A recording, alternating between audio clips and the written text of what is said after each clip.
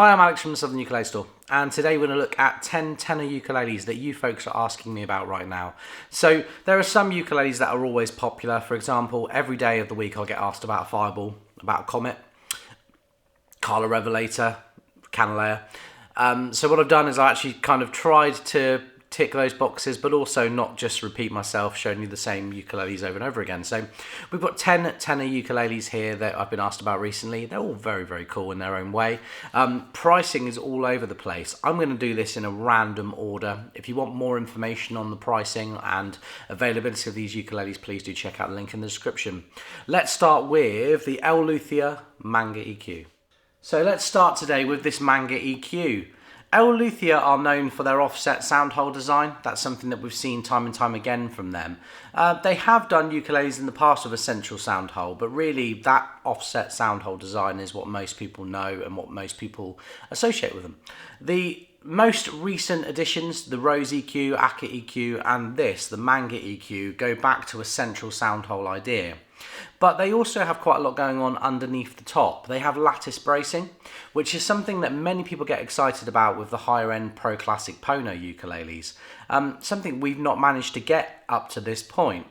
And I was almost surprised when I looked inside this ukulele via its convenient side sound port and saw the lattice bracing. And it does make sense that L.Luthier would be quite forward thinking, quite modern in this way. That's what they do very, very well. I'm not going to pretend that I can hear a difference between something that's lattice braced and not lattice braced.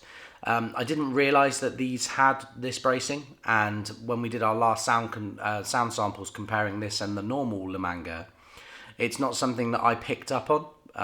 It could just be my ear, but there's lots of people out there that are very, very excited about the prospect of getting something with the most modern, up-to-date bracing designs or something a bit different, and that is a feature of this ukulele. The body is a really lovely figured mango, all solid mango all the way around with maple trim, so maple binding. You have this really cool Indian rosewood bird rosette, which, is it a rosette? Is it more of a stylized kind of feature in the top, with an ebony fingerboard that mirrors the birds, going up to the L.Luthier headstock with the open gear antiqued tuners. People like L.Luthier for a number of reasons, but one of them is definitely the pickup. It has a very intuitive active pickup in it, which has a blend feature, so you can blend a bit of a microphone in with the undersaddle piezo. If that's all sounding alien to you, I guess the quickest way to explain it is normally undersaddle pickups, which is what you have under the bridge here, they can sound a little bit synthetic because they're picking up vibration rather than tone. By having a microphone as well inside the instrument that you can just blend in and kind of just a touch every now and again, you're giving more of the natural tone of the instrument. So plugged in, this is a very, very refined piece of kit. Also, people love with L.Luthier the wide nut width. It has a really lovely not quite 38 mils, like a 37 mil nut width with a nice wide string spacing. So people with big hands like L.Luthier, people that fingerpick like L.Luthier. And this is kind of like a flight Fireball on steroids. It's the next price point up from a Fireball. But for that, you do kind of feel like you're getting something that's the next price point up. We used to compare L.Luthier favourably to a Nui Nui, and I retain that here. This is a very, very good ukulele for well under £1,000. It kind of performs like the Nui Nui Moonbird, which would be, twice the price. It's a great uke. Let's give the MANGA EQ a play and see what you think.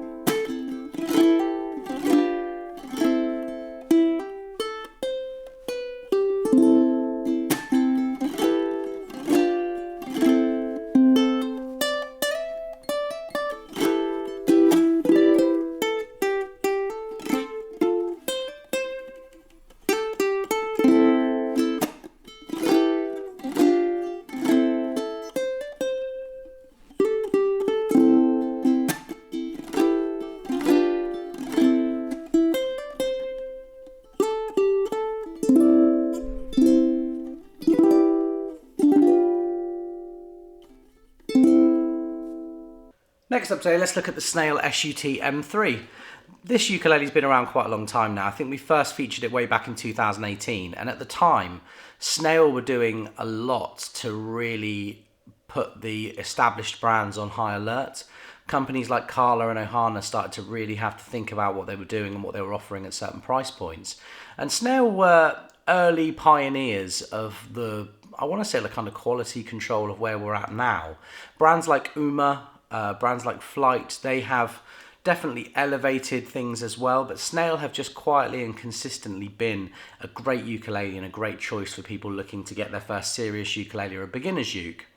The SUT-M3 is all solid mahogany, comes with a gig bag. You have a 35mm nut width with an ebony fingerboard and bridge. It's a string through bridge, which is quite scary at first, but do not be alarmed. Or you put the string through the hole, get it out the sound hole and tie a knot, and then pull it tight. It's not something that should scare you off, I promise. You got a simple sound hole rosette there, abalone rosette. And the whole thing is a high gloss finish, including the neck, which is quite rare these days. Not a lot of people are doing high gloss finishes on necks right now. You have the Snail headstock with closed gear Snail tuners. The Snail SUT-M3 does a great job of looking at a traditional style ukulele, so a mahogany traditional ukulele, and just giving you something that you can grow with. If you've started on ukulele recently and you're looking for your first serious ukulele, this is a great choice for you. If you're somebody who's looking for something that's serious, that they can throw in the back of a car and not worry too much about whether it gets dinged, this is a great model for you. The SUT-M3 just does exactly what it says on the tin, which is SUT-M3. That was a bad analogy. The SUT-M3 looks great, sounds great, feels great. Let's give it a play and see what you think.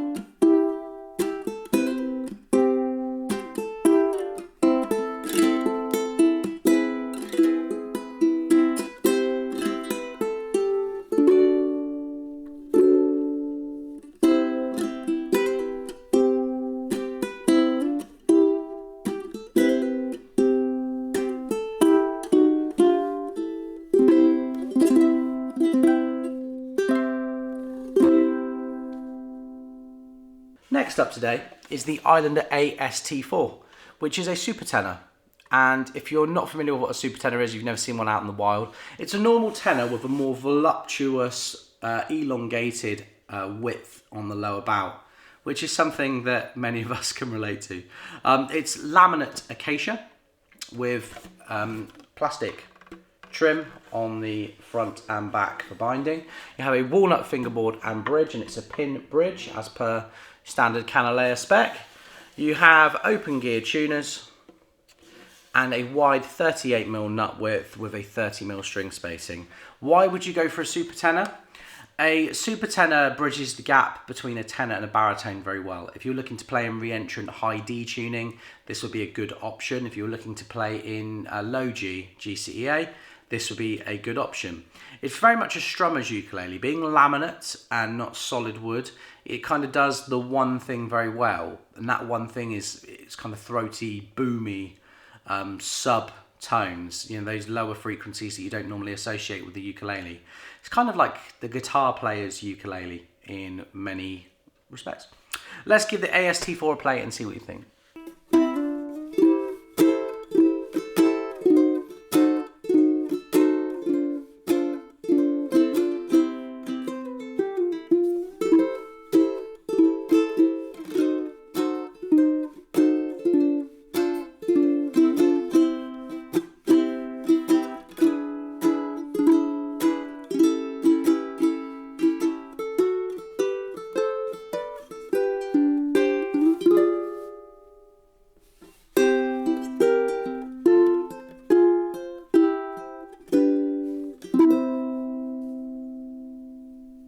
Next up today, let's look at the Kanile'a K-1 ST. We've just looked at the Islander AST4 earlier in the video. This is the model that inspired that. This is Hawaiian made, all solid Hawaiian koa for the top, back and sides. It retains that big curvy shape with a lower bout, great for thicker sounding ukulele playing. If you're a finger picker, you're somebody who wants to hear the lower frequencies against your body, this is a good choice. You have an ebony fingerboard and bridge with mother of pearl dots, going up to an ebony faceplate with the Kanile'a logo, wide 38mm nut width with that 30mm string spacing, and Kanile'a's open gear tuners on the back. Some of the best tuners ever, actually. Simple but effective. Just taking a look at this one now. This one is a 25th anniversary model. It was manufactured just before the end of 2023. So probably the last option you'll get to get an anniversary model of this kind. As you can tell, as you can probably tell already, the person who asked me about the AST4 also asked me about this. So I thought it was a good way of tying them in and answering their questions. So I'm going to play the K1 ST for you now and see what you think.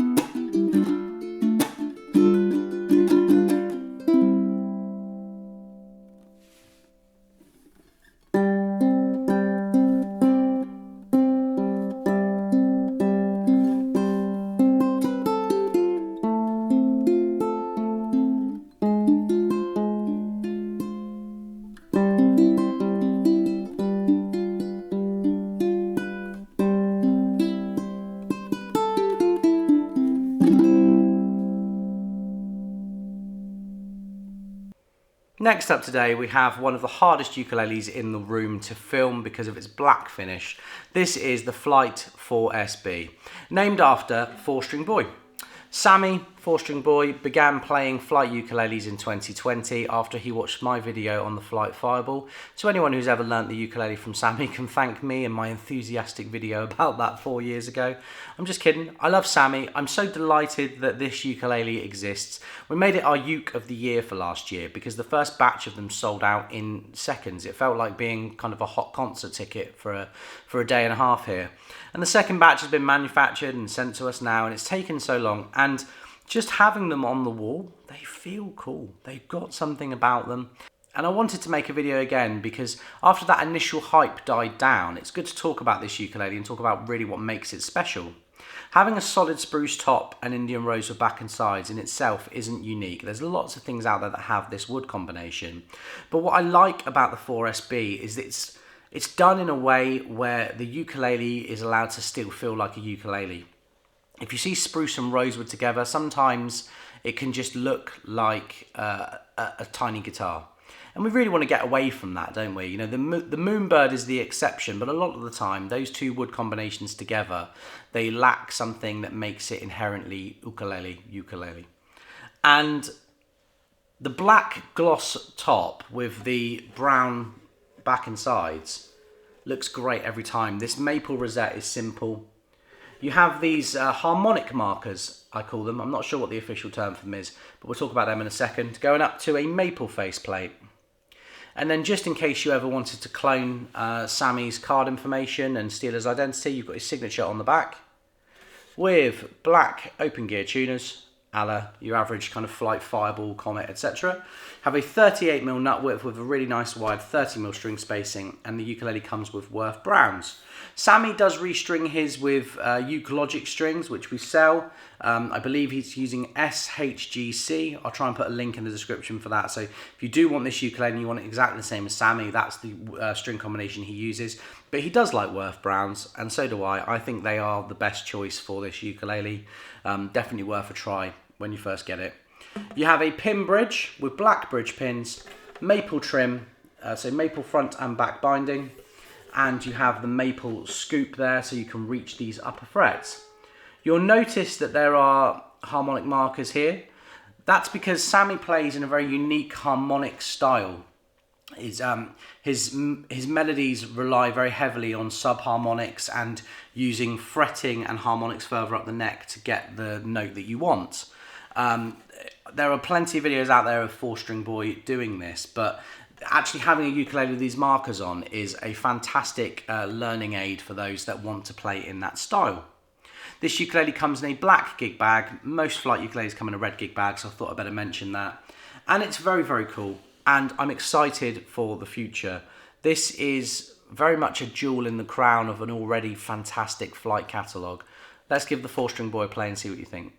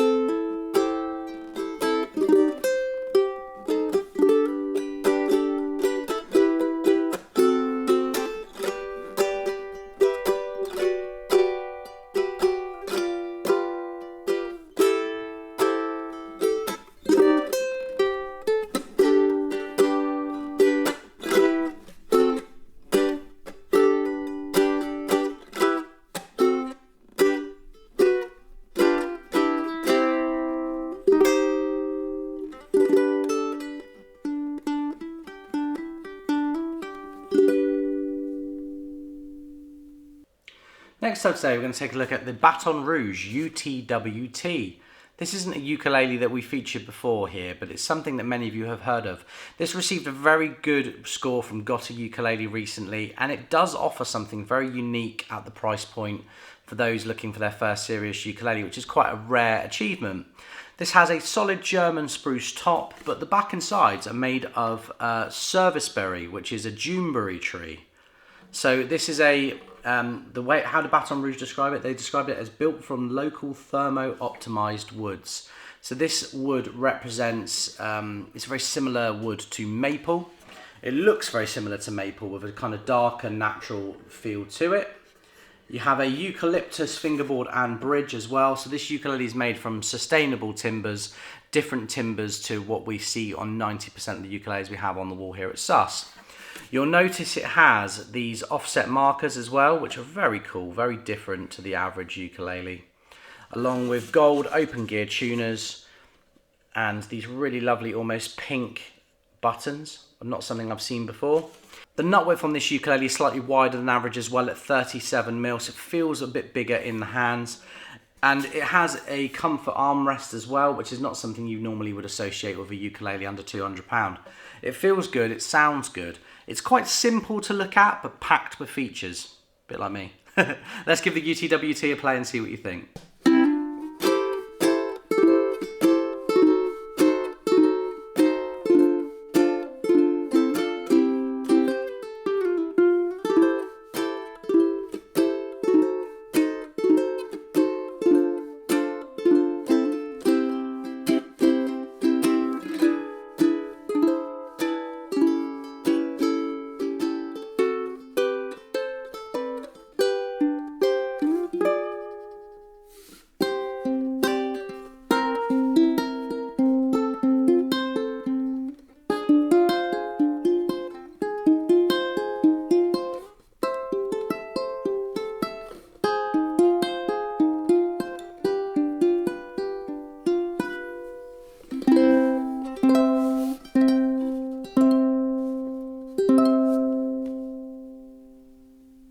Next up today, let's take a look at the Flight Mustang.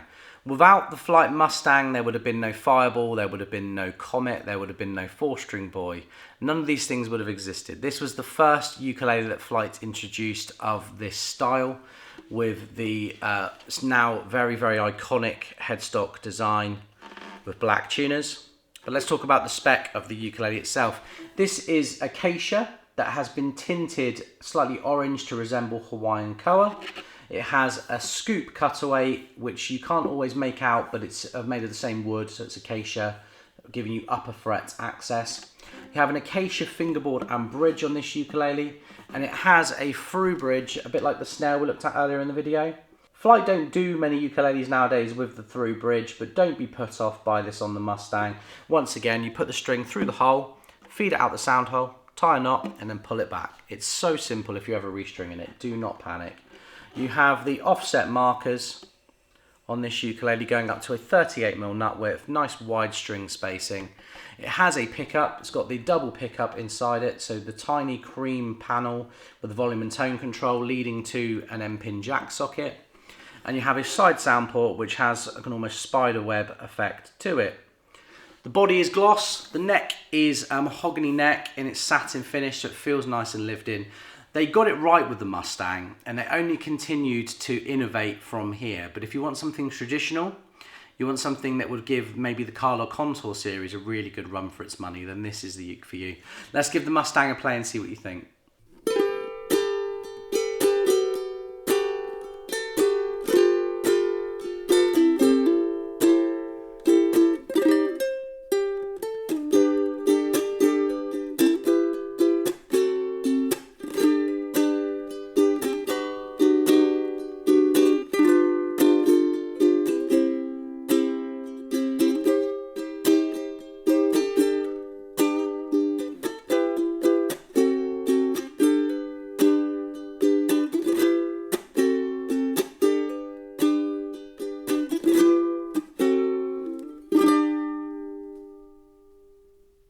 Next up today, let's take a look at a 5-string tenor. This is the Taimane Moon by Enya. Taimane, a very famous ukulele player, one of Hawaii's best exports. She's done everything from NPR Tiny Desk to playing the national anthem at basketball games. She is an iconic ukulele player in the modern world, and quite frankly, one of the best ukulele players to ever live. She's got a kind of snappy flamenco style to how she plays. It's got a lot of soul to it, certainly more than I can replicate. I wouldn't try and play a Taimane piece, but actually the one thing she has brought to the mainstream is the 5-string ukulele, which has a high G and a low G normally, but she likes 2 low Gs, so very unique tuning. So those root notes have an almost tremolo effect to them. If that doesn't make sense, when you put 2 notes of the same frequency together and you play them in unison, the string vibrates at different times, they go out of phase, and it creates a kind of wobbly effect. So if you play anything with any kind of speed on those dual strings, what you get is a kind of natural chorus. It's like 2 people singing at the same time with different voices. I hope I explained that well. I've really struggled to put that across in the past, and it kind of has to be seen to be understood. This is a slimline tenor ukulele, which is made of all solid mahogany. It has a really lovely wide nut width and a very flat, thin neck to it. That's something we don't talk about very often, but the neck on this is very thin. A lot of players who struggle with wide nuts still really like this ukulele. You have the Polynesian style inlay there on the headstock.